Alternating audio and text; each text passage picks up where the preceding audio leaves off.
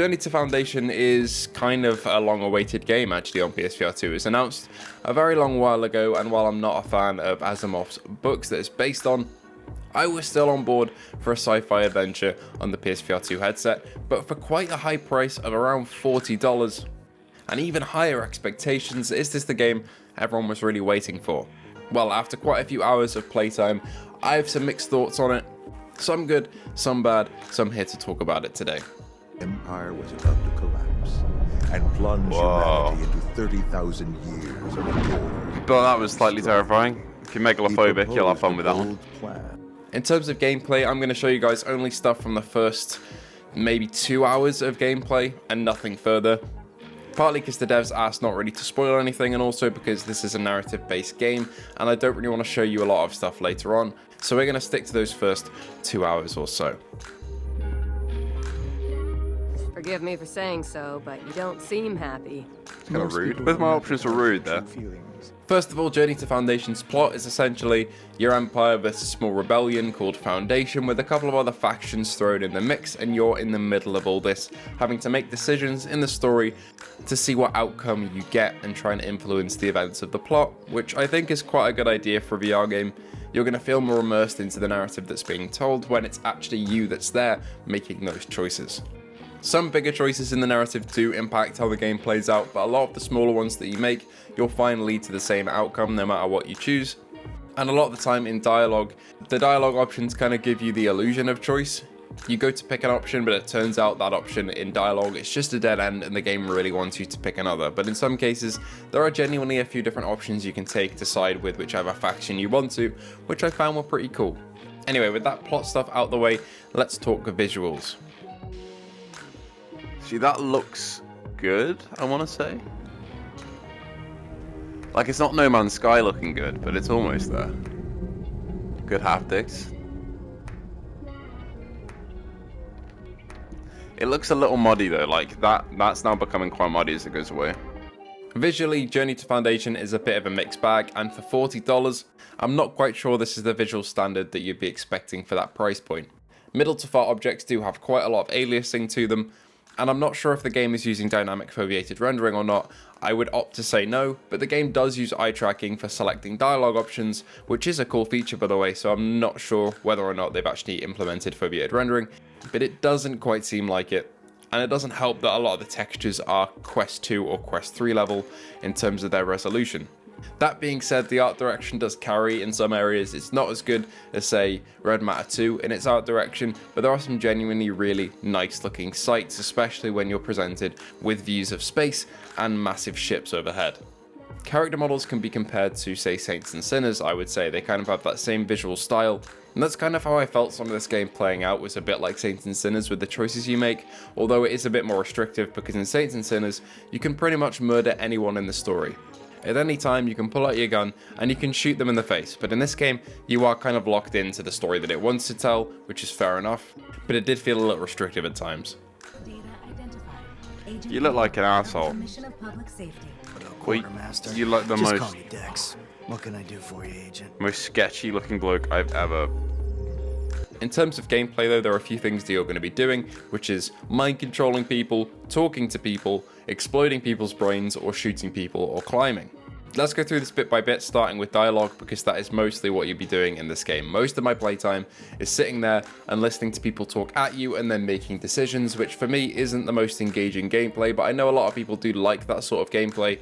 But just to warn you, most of the time you're going to be talking, and when you're not, you're going to be doing combat, which really isn't the most fleshed out or great thing. It's basically just point at the enemy and shoot, or point your left hand at the enemy and hold the button to explode their mind, which is quite a cool, gameplay element, but it doesn't offer that much variety.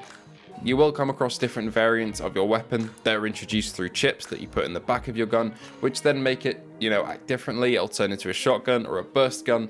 But ultimately, combat does feel a bit like shooting paintballs at people and isn't that satisfying or rewarding. You're a very tanky enemy.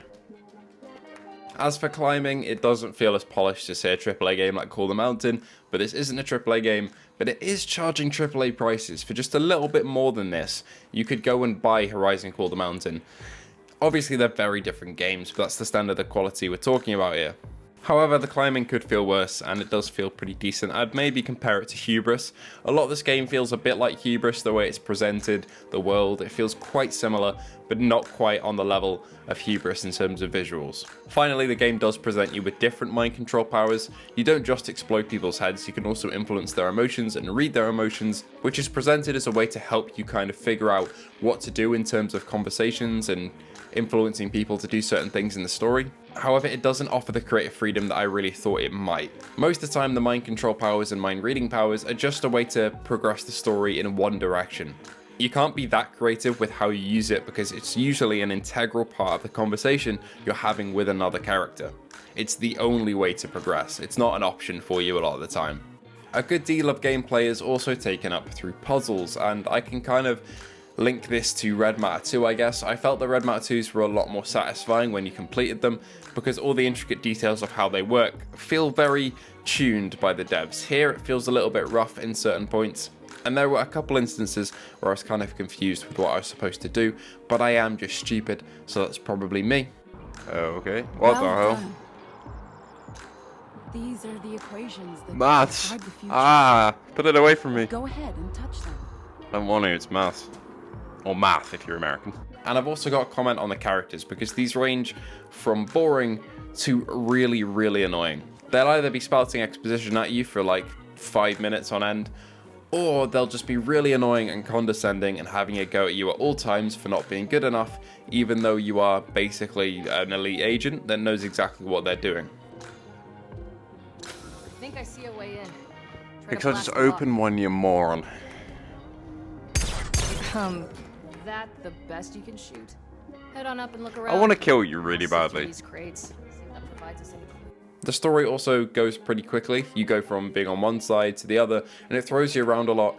But to be honest, for the pace it has, I still kind of understood everything that was going on. It gives you enough context to understand, even though that context comes at you in the form of just words and exposition, and that's it. I also did have a couple of bugs where the game would just kind of stop working because characters just wouldn't initiate the next dialogue or they wouldn't initiate the next action. That doesn't sound Press good. the button on that console, technician. I did it. Okay. Now what? Cool. Yeah. Overall, I did enjoy a lot of Journey to Foundation because it has some cool gameplay elements. The mind control especially is really nice, and the actual setting and the world that it presents to you is pretty great, and the choices that actually impact the story that you make are satisfying when they are pulled off correctly, but a lot of the time your choices feel a bit inconsequential, and overall I'm very, very mixed on it. If you really want a lore heavy and story heavy and dialogue heavy VR game where you get to make some choices and have some light combat, you'll probably enjoy Journey to Foundation. I personally was just a bit mixed on it because I wasn't that engaged throughout, and I felt the combat didn't really hold up after a little while. I don't ever give scores to games because I feel they're a bit arbitrary and a bit silly, but Journey to Foundation sits very middling for me. If I had to put it on my tier list, I'd probably put it in B or C. Anyway, thank you for watching. Sorry I've been so indecisive in this video, it's just how I felt about Journey to Foundation. If you did enjoy, feel free to like and subscribe, and I hope to see you all in the next video.